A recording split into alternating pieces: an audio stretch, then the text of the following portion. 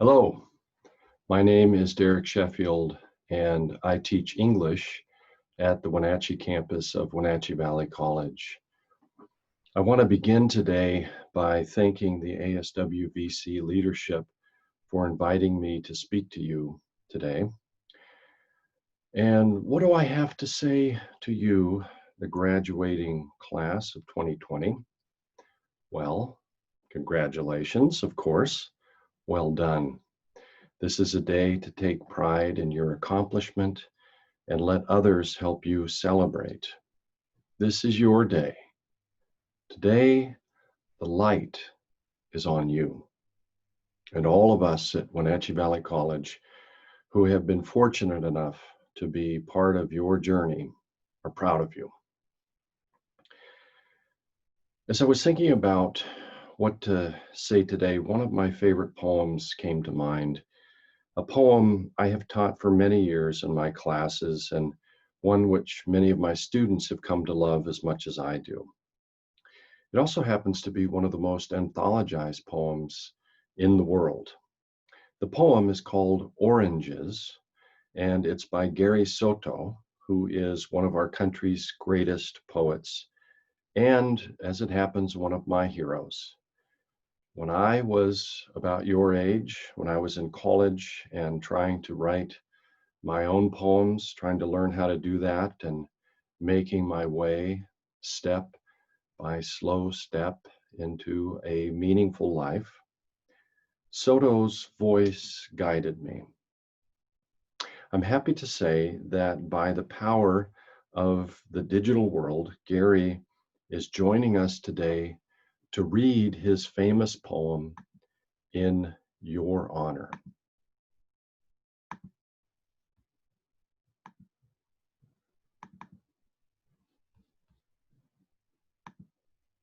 Hi, I'm Gary Soto, a poet and writer from California.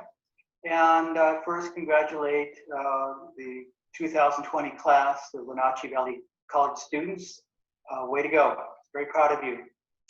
I'm gonna read you a poem of mine, and it's called Oranges. And it's about a young man, age 13, going out with his first girlfriend, also age 13. There's a reference to the poem, and it's a candy bar costing a dime and a nickel. Now, mind you, this was in the 60s when, in fact, candy bars cost a dime and a nickel. My poem, Oranges. The first time I went out with a girl, I was 13 years old, cold, weighted down with 2 oranges in my jacket.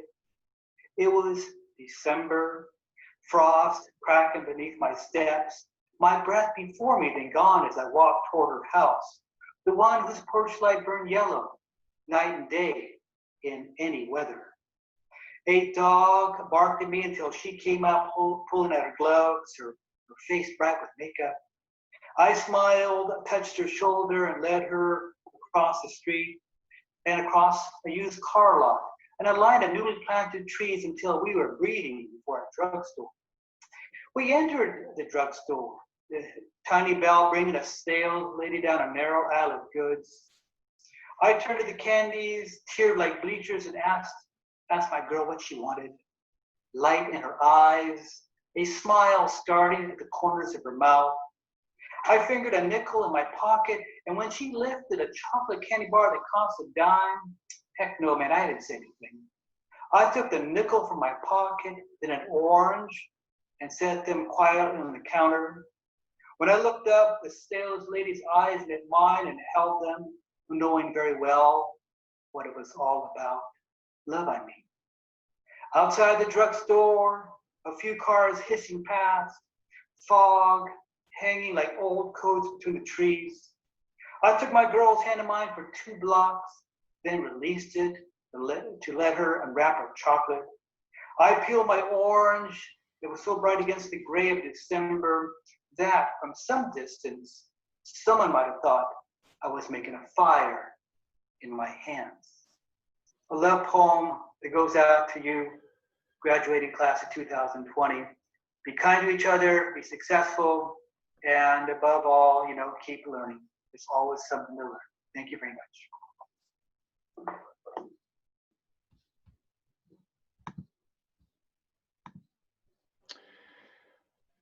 This is a love poem in a coming of age romantic sense, but it is also a love poem in other ways. One of those ways is in the choice the sales lady makes. She sees what's going on. She sees the puppy love before her. And instead of extinguishing it, she chooses to help it grow. She lets them buy their candy with not enough money. In a flash, she makes a very small decision, one of thousands of decisions on a so-called ordinary day. At the end of the poem, Soto tells us, I peeled my orange that was so bright against the gray of December that from some distance, someone might have thought I was making a fire in my hands. Her one act of kindness leads to this image of light and warmth against the cold gray of winter. And I can tell you, knowing Soto's life story, it is a light and warmth against the cold gray of poverty and racism. Listen, even though the challenges that we face right now as a people, indeed as a species on this planet, are daunting and systemic and painful, I have faith because I know what we are capable of. I know what you in particular are capable of. I've seen your commitment to a better and more just and sustainable future. I've seen it in the student leaders on both of our campuses, people like Cal Cummings, Braxton Igney, Andreas Broxson, and Belinda Robb. I've seen it in the leadership of my colleagues, people like Dr. Joan Causey and Livia Millard.